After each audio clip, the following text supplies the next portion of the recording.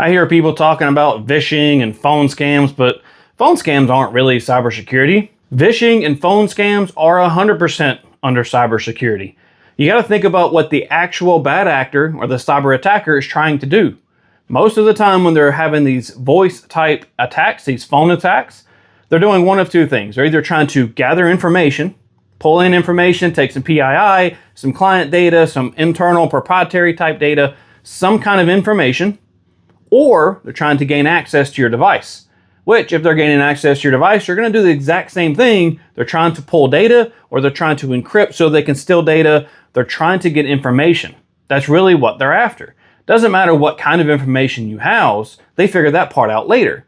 If a criminal or a robber is going to rob a convenience store, for an example, they don't worry about exactly how much is in that register. They just go in, they grab what they can, and they run. A lot of times with these types of attacks and they're trying to get information, that's what they're trying to do as well.